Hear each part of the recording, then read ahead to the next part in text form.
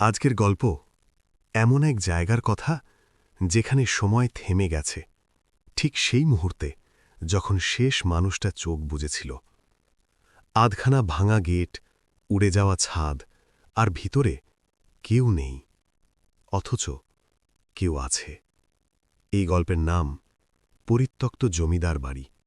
শুনুন, কিন্তু আলো নিভিয়ে দেবেন না, কারণ অন্ধকারে কেউ আপনার নাম ডাকতে পারে। বর্ষা নামছিল ঢাকার শহরের ওপর।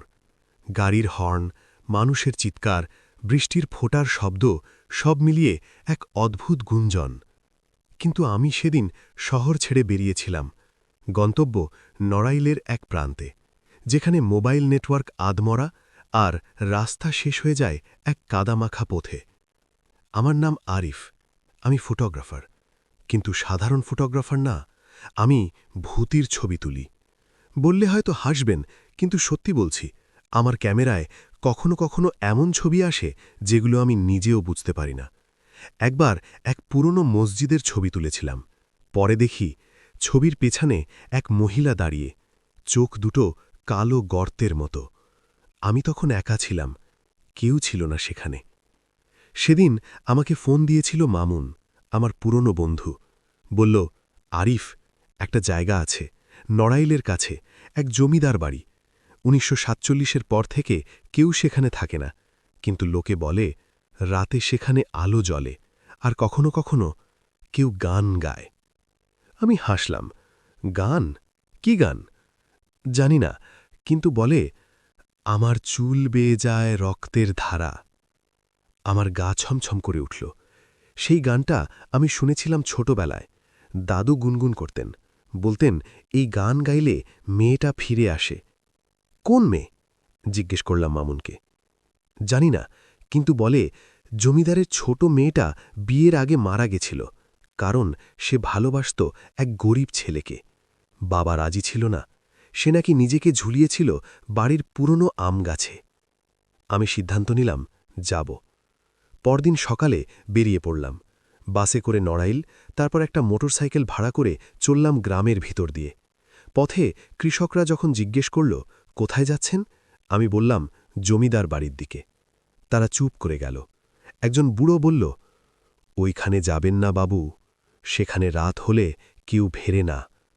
আমি হাসলাম, আমি ফটোগ্রাফার, আলো আছে, ক্যামেরা আছে, ভয় নেই। বুড়ো আর কিছু বলল না, শুধু মাথা নেড়ে বলল, আলো থাকলেও ওরা দেখে না। বিকেল ৪টের দিকে পৌঁছলাম জমিদার বাড়িতে। বাড়িটা দেখে আমার নিঃশ্বাস আটকে গেল।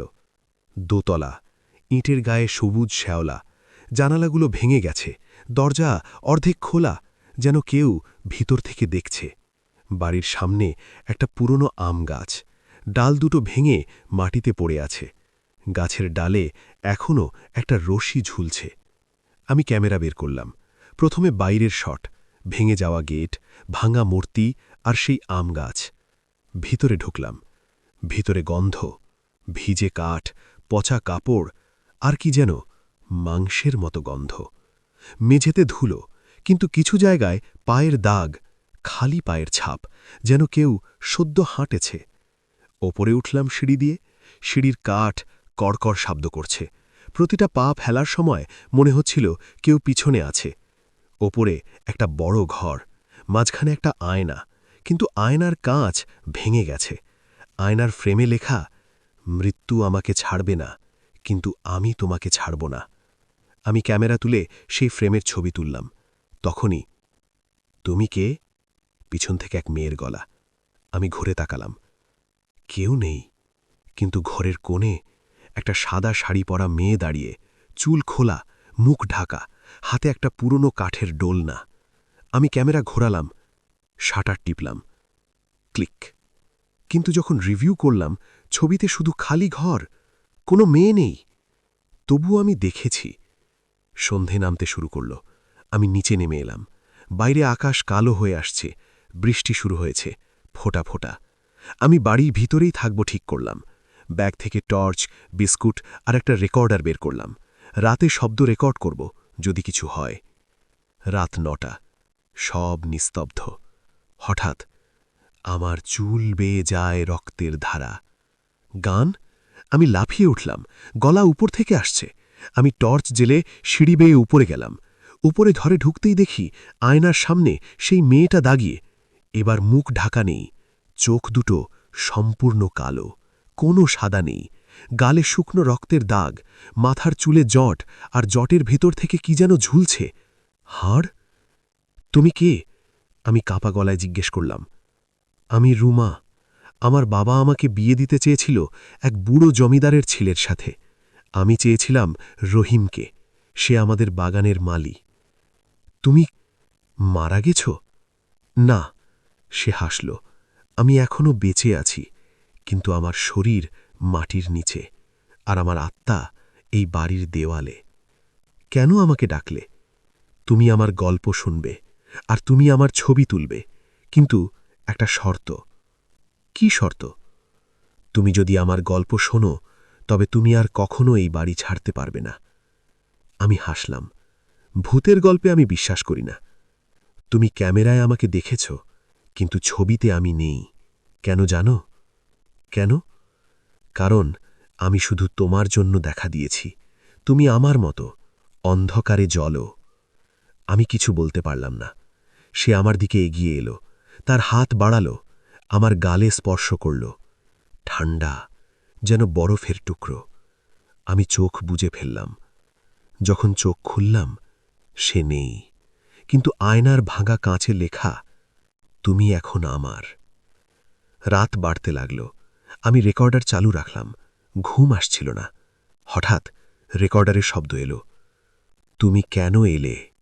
তুমি কি আমাকে ছাড়বে না? আমি রেকর্ডার বন্ধ করে দিলাম। তখনই নিচ থেকে শব্দ, কাঠের দরজা খুলে যাওয়ার শব্দ। আমি টর্চ জেলে নিচে নামলাম। নিচের ঘরে একটা পুরনো ড্রেসারের আলমারি খোলা, ভিতরে একটা বই। বইটার নাম রুমার ডায়েরি। আমি বইটা খুললাম। প্রথম পাতায় লেখা, আজ বাবা বলেছে আমাকে বিয়ে দেবে খান সাহেবের ছেলের সাথে। আমি কাঁদছি। রহিম আজ বাগানে এসেছিল। আমি তাকে বলেছি, আমি তোমাকে ছাড়ব না। পরের পাতা, আজ রহিমকে বাড়ি থেকে তাড়িয়ে দিয়েছে। আমি দেখেছি বাবার লোকেরা তাকে মারছিল। আমি চিৎকার করেছি, কেউ শোনেনি। আরেক পাতা, আজ রাতে আমি ঝুলে মরব, কিন্তু আমি মরব না। আমি ফিরে আসব। আমার রক্ত এই বাড়ির মাটিতে মিশবে, আর যে কেউ এখানে আসবে সে আমার হবে। শেষ লাইন, তুমি এখন আমার। আমি বই ফেলে দিলাম। তখনই বাইরে থেকে শব্দ, কেউ গেট বন্ধ করে দিল। আমি দৌড়ে গেটে গেলাম। গেট তালা লাগানো, কিন্তু আমি তো তালা লাগাইনি। আমি চারপাশে তাকালাম। বাড়ির ছাদ থেকে একটা মেয়ে হাসছে। রুমা, তুমি কোথায় যাবে? সে বলল, এই বাড়ি এখন তোমার ঘর। আমি দৌড়ে পালানোর চেষ্টা করলাম, কিন্তু পা যেন কাদায় আটকে গেছে। হঠাৎ আকাশে বিজলি চমকাল। আলোয় দেখলাম বাড়ির দেয়ালে হাজারো হাত বেরিয়ে আসছে। সব হাত আমার দিকে বাড়ছে। আমি চিৎকার করলাম, কিন্তু কোনো শব্দ বেরোল না। সকাল হল, বৃষ্টি থেমে গেছে। আমি জেগে উঠলাম বাড়ির ভিতরে, ক্যামেরা হাতে। মেমোরি কার্ড বের করে দেখলাম সব ছবি মুছে গেছে। শুধু একটা ছবি আছে, আমি নিজে আয়নার সামনে দাঁড়িয়ে, আর আমার পিছনে রুমা হাসছে। আমি বাড়ি ছাড়ার চেষ্টা করলাম। গেট খোলা। আমি দৌড়ে বেরিয়ে এলাম। গ্রামে ফিরে মামুনকে ফোন দিলাম। আমি বেঁচে ফিরেছি বললাম।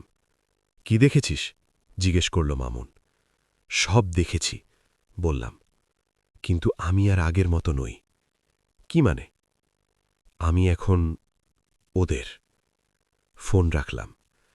সেদিন থেকে আমি আর কখনো একা ঘুমাই না, কারণ রাতে কেউ আমার পাশে শোয়, আর সকালে উঠে দেখি আমার গালে শুকনো রক্তের দাগ। আপনি কি কখনো পরিত্যক্ত কোনো বাড়িতে ঢুকেছেন?